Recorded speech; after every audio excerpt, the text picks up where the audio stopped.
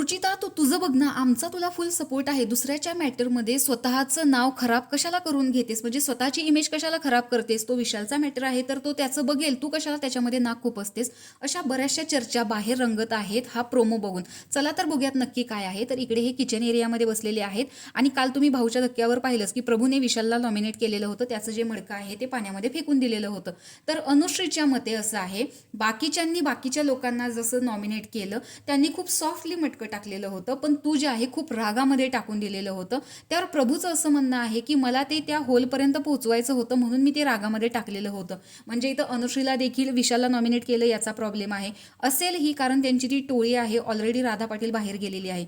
तर रुचिताचं इथं म्हणणं आहे की तू नेहमी आमच्यात येऊन बसतोस, आमच्याशी गप्पा मारतोस, मग कसं काय रे तू याला नॉमिनेट करू शकतोस? तर प्रभूचं असं म्हणणं आहे की जर एखादा व्यक्ती एखाद्या ग्रुपमध्ये येऊन बसत असेल तर असं नाही की तो त्यांना धरूनच राहील, कारण विशालने याआधीही प्रभूला सांगितलेलं होतं की तू आमच्या ग्रुपमध्ये ये. याचाच अर्थ असा आहे की प्रभू आत्ता कोणत्याही ग्रुपचा मेंबर इथे झालेला दिसत नाहीये. तो आत्ता सध्या तरी इंडिव्हिज्युअल आहे आणि तो स्वतःचा गेम स्वतः खेळतोय, कारण प्रभूला बाहेरच्या लोकांचा सुद्धा खूप सपोर्ट आहे आणि प्रेक्षकांची चर्चा देखील आहे की प्रभू हा खूप डबल ढोलकी आहे, तो खूप आतल्या गाठीचा गेम खेळतोय. राधा पाटील सुद्धा त्याला आतल्या गाठीची म्हणलेली होती. तर अशा पद्धतीचे प्रभू आत्ता तरी सेफली खेळ खेळतोय, त्याचं मत मांडतोय असं दिसतंय. पण विशाल कोटी यांनी भाऊच्या धक्क्यावरती काल नॉमिनेट केल्यावर सुद्धा प्रभूला खूप बोलून दाखवलेलं होतं की आता तुला बघ मी सोडणार नाही, तुला मी नॉमिनेट करेन, मी तुला घरातून काढेन, असं बरंच विशाल कोटियन देखील बोलला होता.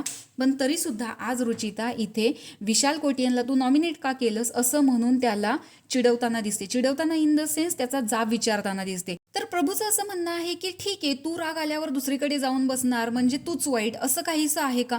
त्यावरती रुचिता म्हणते की म्हणजे सगळं करून आम्हीच वाईट. तर अशा पद्धतीने रुचिता ज्या पद्धतीने प्रभूशी बोलते यावरती प्रेक्षकांचं म्हणणं आहे की तू तुझं बघ ना, त्याच्यावरती तू कशाला जाब विचारतेस म्हणजे विशालच्या बाजूने?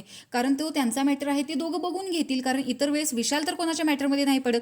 तर अशा पद्धतीच्या कॉमेंट्स आता येत आहेत. तर तुम्हाला याबद्दल काय वाटतं हे कमेंट बॉक्समध्ये नक्की सांगा. तोपर्यंत बाय.